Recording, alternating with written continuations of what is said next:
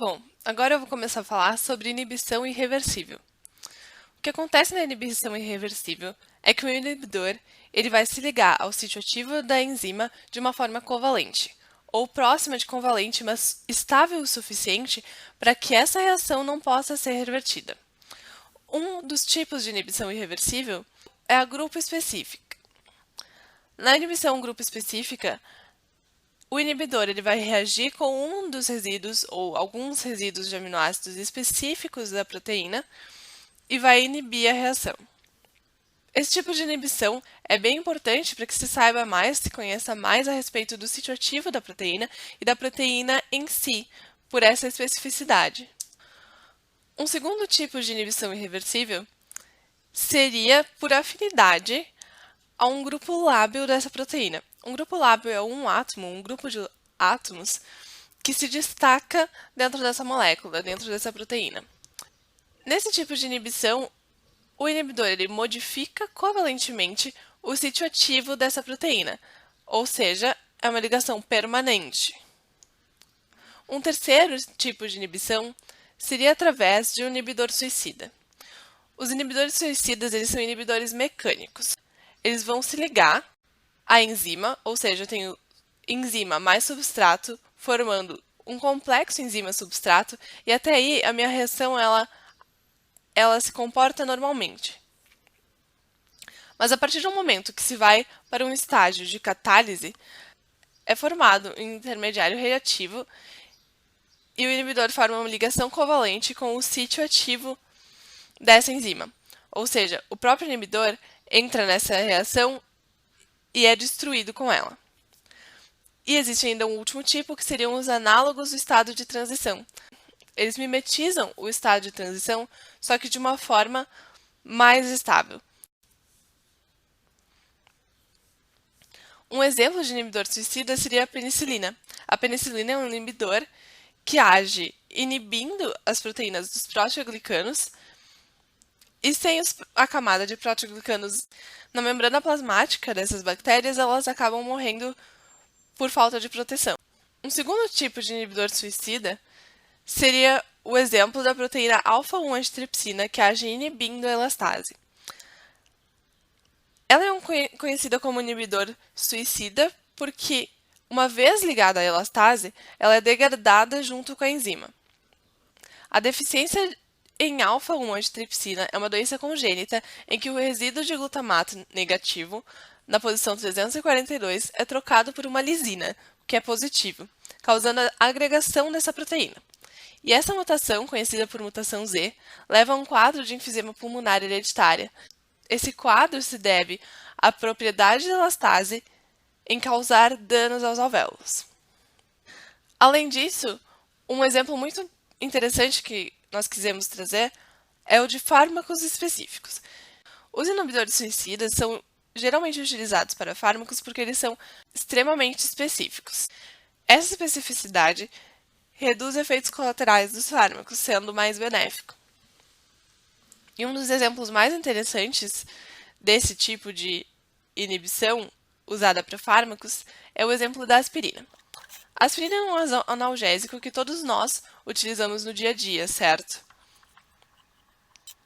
E o que acontece? No nosso corpo é formado ácido araquidônico.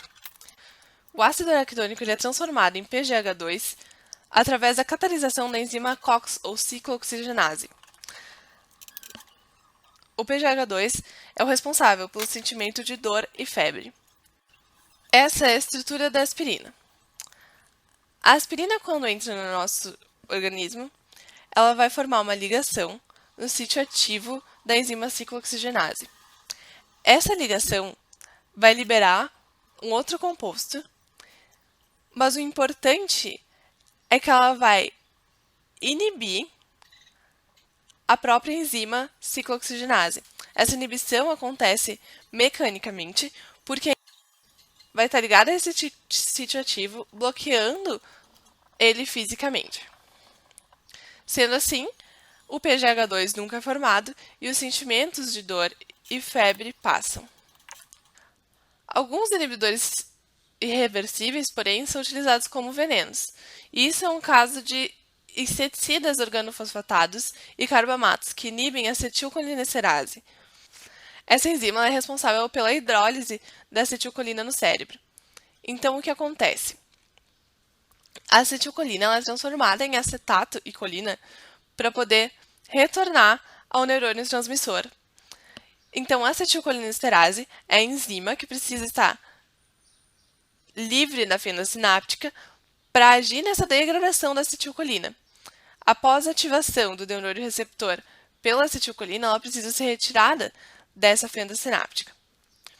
E o que acontece é que esse tipo de inseticida e venenos organofosfatados é que eles vão se ligar ao sítio ativo da acetilcolinesterase, inibindo essa enzima. Ao inibir essa enzima, ele faz com que a acetilcolina fique constantemente presente na fenda sináptica.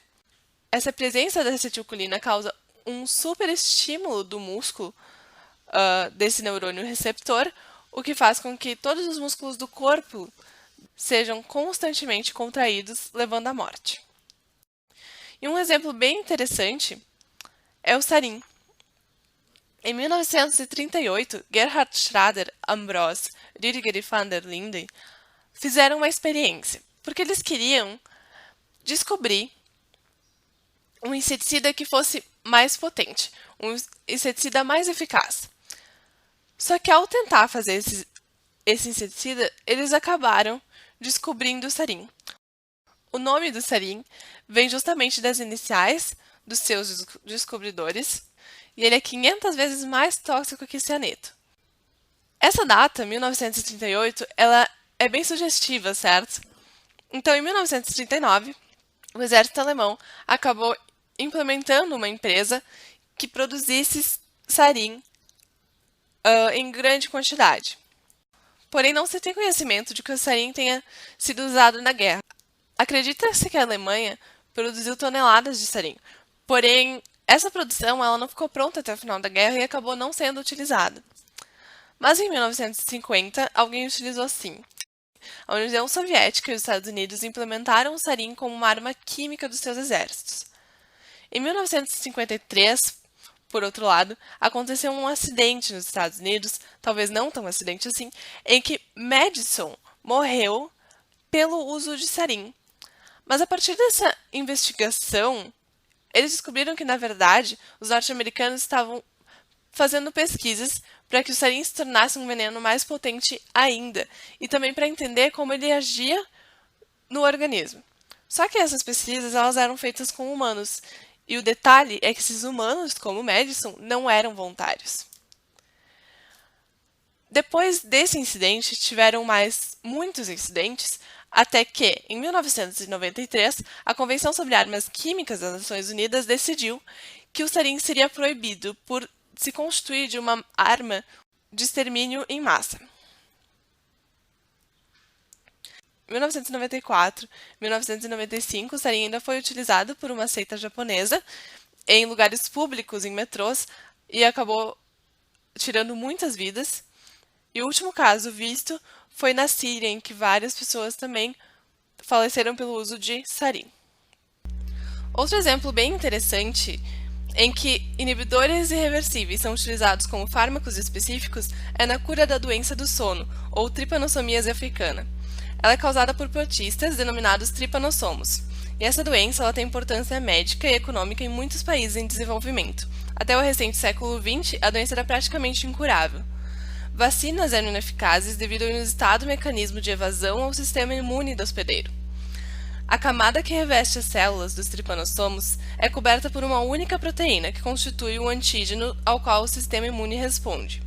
Entretanto, por meio de um processo de recombinação genética, a intervalos frequentes, algumas células da população de tripanossomos infectantes mudam para uma nova proteína de revestimento, a qual não é reconhecida pelo sistema imune.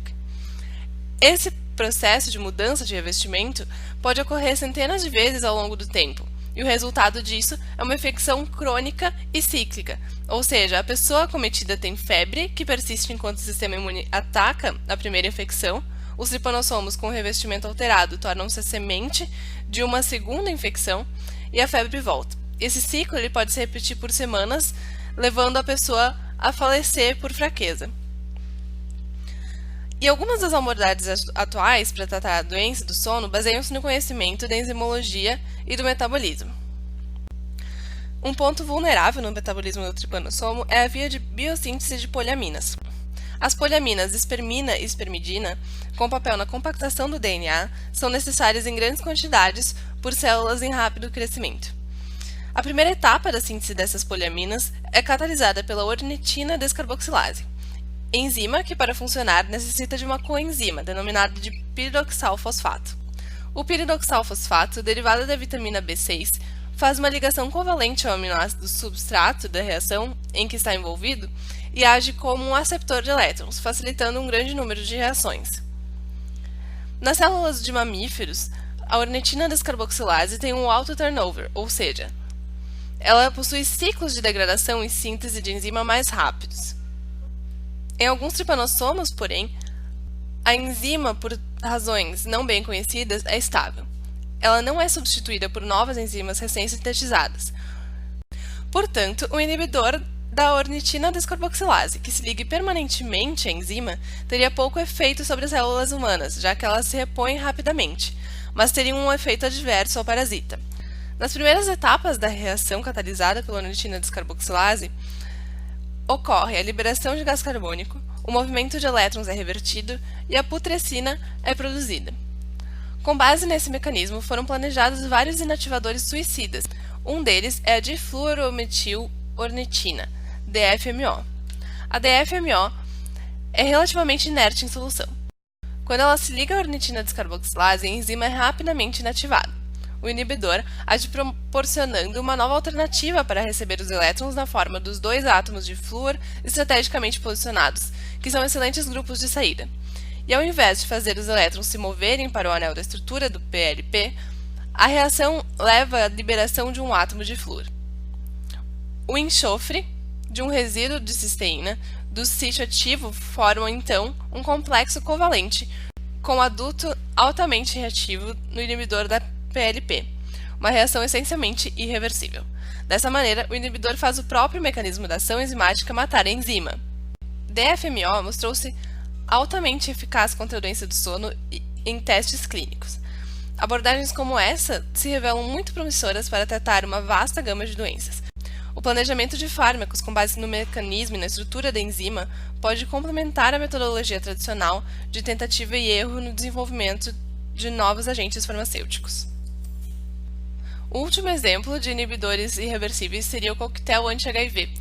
São fármacos que se ligam covalentemente a enzimas do vírus, fazendo com que ele reduza a sua infecção.